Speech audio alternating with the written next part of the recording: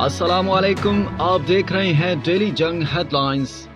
Supreme court के हुक्म पर रकम मुख्तस की, लेकिन इजरा का इख्तियार स्टेट बैंक के पास नहीं। डिप्टी गवर्नर ने कायमा कमेटी खजाना को आगाह कर दिया। सीमा कामिल ने कहा, सुप्रीम कोर्ट को भी बता दिया था कि पैसे मुख्तस कर सकते हैं, मगर इजाजत वजारत खजाना देगी।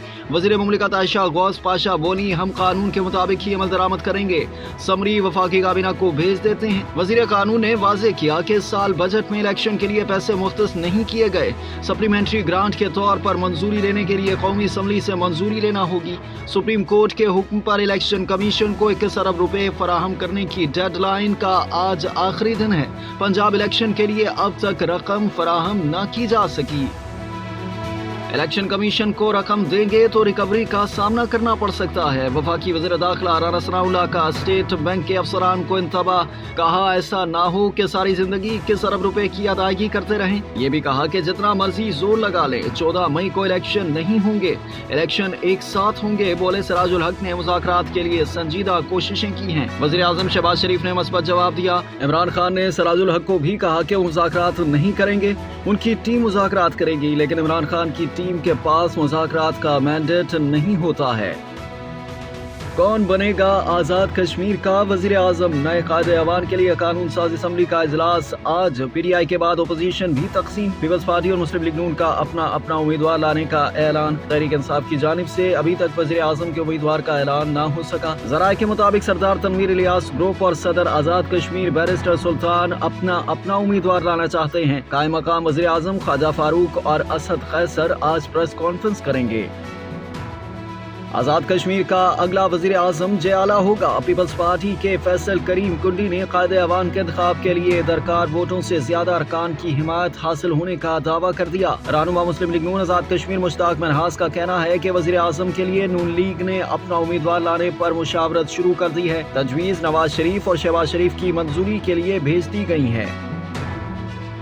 जज तो खुद एक पेज पर नहीं तो कोई एक जज कैसे समझता है कि वो 23 करोड़ अवाम के फैसले खुद कर सकता है। सुप्रीम कोर्ट से अपील है कि वो सियासतदानों को मौका दे कि वो अपने मसाइल खुद हल करें। जमात इस्लामी के अमीर सिराजुल हक का मुतालबा। जियो पाकिस्तान में गुफ्तगू करते हुए कहा कि इलेक्शन के मसाइल ना सुप्रीम कोर्ट हल कर सकती है ना एस्टेब्लिशमेंट, दोनों को गैर जानिबदार रहना चाहिए। इलेक्शन का मसला सियासी स्टेक होल्डर्स को हल करना है, लेकिन इन्हें भी अपने अपने मौक़िफ़ से 2 कदम पीछे हटना पड़ेगा। कोशिश है कि पूरे मुल्क में एक साथ एक ही दिन इलेक्शन हो और शफाफ इलेक्शन के तरीक़ाकार पर तमाम स्टेक होल्डर्स का इत्तेफाक हो जाए। एक साथ इलेक्शन के लिए मरकज और चारों सूबों में निगरां हुकूमतें बनाना पड़ेंगी। तारीख आगे पीछे हो सकती है। तहरीक इंसाफ सिंध के सदर अली जैदी को पुलिस ने जुडिशियल मजिस्ट्रेट मलीर अदालत में पेश कर दिया। तहरीक इंसाफ के कारकुनान की बड़ी तादाद कमरा अदालत में मौजूद। इमरान इस्माइल और दीगर PTI रहनुमा भी अदालत पहुंच गए। अली जैदी के खिलाफ इब्राहिम हैदरी थाने में फ्रॉड और धमकियां देने का मुकदमा दर्ज है। डिजिटल बैंकिंग महफूज न बनाई तो फ्रॉड के शिकार सारिफ को 3 दिन के अंदर मुआवजा देना होगा। स्टेट बैंक की तमाम बैंकों को हिदायत। सर्कुलर नोटिफिकेशन में डिजिटल बैंकिंग महफूज बनाने की याद दहानी कराई गई। बैंक्स को पाबंद किया गया कि माइक्रो फाइनेंस बैंक के चीफ एग्जीक्यूटिव की मंजूरी से 31 दिसंबर 2023 तक नाफिजुल अमल मंसूबा बनाए। मंसूबे पर पेशरफ्त का कारकर्दगी जायजा हर महीने जमा कराया जाए। स्टेट बैंक ने वाजे किया कि मुकर्ररा टाइमलाइन तक कंट्रोल लागू न हुए तो सारिफीन को फ्रॉड का मुआवजा अदा करने के जिम्मेदार बैंक्स होंगे। गैर मुल्की एयरलाइन का तैयारा इस्लामाबाद एयरपोर्ट पर हादसे से बाल बाल बच गया। पायलट ने तेज हवाओं के बायस पहली लैंडिंग मुअख्खर करने का फैसला किया।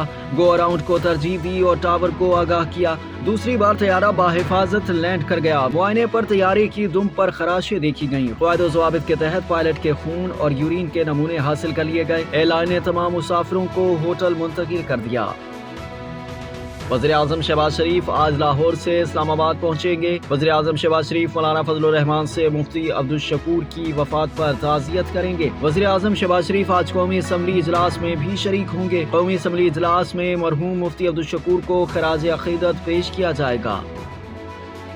پلوامہ حملے کا بھارتی ڈرامہ بیچ چوراہے پر پھوٹ گیا، پاکستان نے عالمی برادری سے نوٹس لینے کا مطالبہ کر دیا۔ دفتر خارجہ نے کہا بھارت کو پلوامہ حملے کے بعد علاقائی امن متاثر کرنے پر جواب دہ ٹھہرایا جائے۔ بھارت پاکستان پر دہشت گردی کے الزامات لگا کر اپنے شرمناک بیانیے اور سیاسی ایجنڈے کو فروغ دیتا ہے۔ ایک روز پہلے مقبوضہ کشمیر کے سابق گورنر اور بی جے پی کے رہنما ستیہ پال ملک نے انکشاف کیا تھا کہ مودی کے پلوامہ ڈرامے کا مقصد الیکشن جیتنا تھا۔ مودی نے پلوامہ حملے کا ملبہ پاکستان پر گرایا اور الیکشن میں فائدہ اٹھایا۔ سوڈان میں فوج اور پیراملٹری فورسز کے درمیان جھڑپوں میں پھر شدت آ گئی۔ دارالحکومت خرطوم میں اب تک 97 شہری ہلاک اور 350 سے زائد زخمی ہو چکے۔ سعودی وزیر خارجہ کا سوڈان کے متحارب عسکری سربراہان سے رابطہ، دونوں سے کشیدگی ختم کرنے کا مطالبہ۔ 2021 میں فوجی بغاوت کے بعد اقتدار پر قبضہ کرنے والی سوڈانی فوج کے خلاف پیراملٹری فورس نے بغاوت کی تھی۔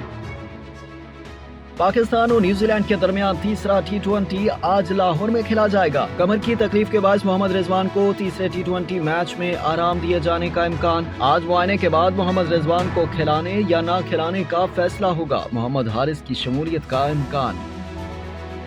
اور کوچیلا فیسٹیول میں علی سیٹھی کی دھوم، کیلیفورنیا میں جاری امریکی موسیقی اور آرٹ میلے میں جاندار پرفارمنس سے دل جیت لیے۔